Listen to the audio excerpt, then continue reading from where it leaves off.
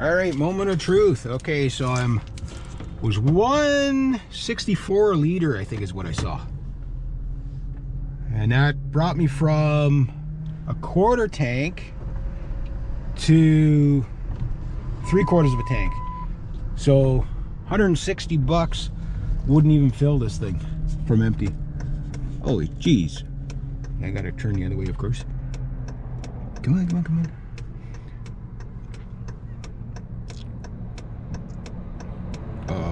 Maybe I'll let that guy go.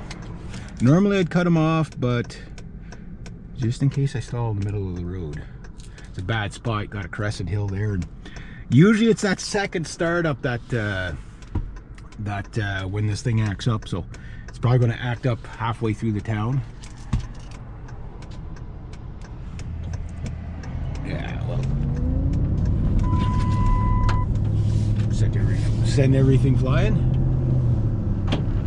All right, yeah, so 163 gave me, wait, okay, wait, there's just a little bit more up ahead. We'll go through it again. Where is it? And it's right here. Okay, it's not as bad here. Oh, this road is so bad. Quebec roads, man, Quebec roads. There's nothing like them, thank God. But anyway, yeah, so 163. It was 174 over the long weekend. Like, there's just no reason for that. Like, they're doing it as a bully tactic to get people to buy electric vehicles, but there's not enough electric vehicles or competitively priced electric vehicles out there anyway. You know what I mean? Like, people can't afford that stuff, right? Yeah, so that's crazy. Now, I do have a topic for today of how much money you should have in case of breakdowns, right? If you want to rely on a vehicle, this is the problem with relying on one vehicle. Almost all my buddies that do have like kind of like their own businesses, they all pretty much have 2 or 3 trucks for a reason, because there's always 2 of them broke. There's either 2 of them fixed and 1 broke, or 2 of them broke and 1 fixed, right? It kind of works like that. Now, I'm going to show you the ditch of doom in a second here, so we're going to pause, kind of like to pause the topic. Once we get past that yellow sign coming up, this is where all the craziness starts. I'll show you what the ditch I had to whippersnipper. I'll explain what's going on with that. It starts... Okay, I'm doing 70 kilometers an hour. It starts right here. Okay, this ditch right here. Okay, now I'm doing 80 kilometers an hour. I want you to just kind of count the time it takes to get to the other end of the ditch, driving at 90 kilometers an hour now, which is the speed limit. That's 55 miles an hour for my American friends. Yeah, so it still goes. Okay, still going. Still going, and this is the end of it here. That's about 0.9 of a kilometer. Holy jeez, I'm gonna bounce off the road. Holy jeez, this road is so bad. This is the highway, right? The highway 105. It's like one of the most deadly highways in Canada. Not the deadliest, but it's definitely, it's about 400 kilometers long, or about 250 miles long, and it's just wretched the whole way pretty much, and people just drive way too fast, and you know, there's no common sense left in the world when it comes, especially when it comes behind the wheel. Now, okay, there's Polly's truck over there. So here's the deal, okay? You get yourself a vehicle, right? And you plan on working with that vehicle such as I do. Right? Like, this is a motorized wheelbarrow. That's, otherwise I wouldn't have a truck if I didn't need a truck. Like, I'm not one of those guys that drives a truck for status, right? If you've seen my trucks, you understand. You know, like, yeah, no, there's no status in that guy whatsoever. I drive them utilitarian, you know, like this thing. I usually don't, I'd love to be able to have the money to drive it for fun, just because it is a fun truck to drive, except for when it does the terrifying things, especially with corners like this, right? I really don't want my engine dying out on corners like this. But the point is that you have to have yourself an oh shit, a Murphy fund, an emergency fund, a mechanic fund, whatever fund for your vehicle. The bare minimum, okay, would be $1,500. That'll cover towing and maybe tire change or insurance renewal, something like that, right?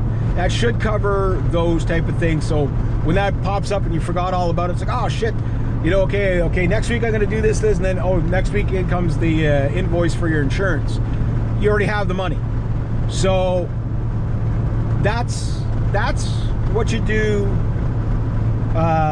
for the very bare minimum.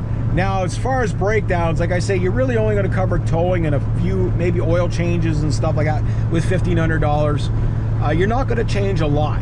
You know, like you're not going to have a lot, like $1,500 is like,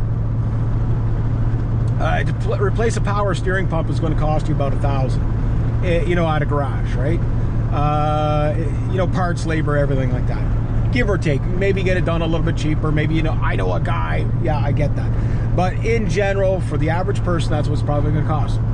So realistically, you want to have about $5,000 over time if your vehicle lasts long enough for you to have $5,000 worth of repair money, right? And you just don't touch it. You just leave it. And your aim goal is $15,000 to $25,000. Why? Because you can place one big part with that. So your vehicle fucks up, right? You go out and you buy another vehicle. For 15 grand, you can buy an immaculate truck. Maybe about 10 years old or older. 15 years old for sure. If you're willing to buy something that old, I would hold out for something newer. Have the cash ready to go. Now, when I bought this truck, I had the cash ready to go. But I looked at quite a few trucks, and one truck I did look at was that 09, which I would rather have a newer truck. But it had a weird thing with the steering, and there was a couple of modifications to it that whoever had it kind of more modified it as a, you know, as either a young lad had it and modified it to, you know, for more horsepower, which, trust me, that truck freaking moved. You know, same 5.7 liter Hemi, but just be the brake. Just be the brake. I'm on a corner. Don't die on the corner, buddy. You could kill us both. Anyway, the 5.4 liter Hemi, but this thing was probably pumping out over 500 horsepower with the cold air intake, the exhaust tube, exhaust Flowmaster on there, you know, whatever.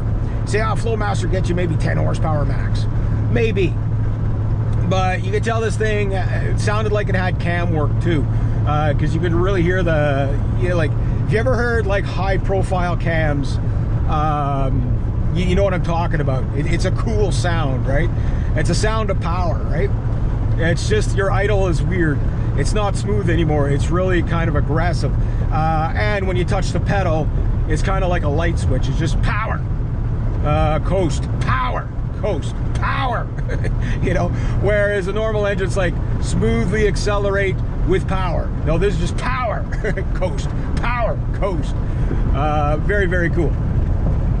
Now we're coming up to a dead man's curve here, and I'll show you why in a second. So I got to turn left, and there's a bunch of cars coming behind me, of course at point blank, so I'll put my signal light on now. So I got to go left, right? So he's slowing down. But I didn't buy that other Ram. It was not, body-wise, it wasn't in better condition than this. And now I'll put my signal light on to go. See, it's a blind corner there, right? This is where I gotta go. And see how fast everybody's going. So, and on a Friday night, it's even faster. We're Monday, so nobody's in a hurry right now on a Monday. But cross this. Try not to get smacked by a truck. And tractor trailers, they come through here like so fast. That's why you gotta take your time or pull off. I've seen people, yeah, you can stop the traffic, so you know I have right away and stop the traffic right there, but here's what happens to you. While you're sitting there, somebody rams into the back of you. Anyway, I'm on the road I gotta be on, so I'll switch up the topic a bit.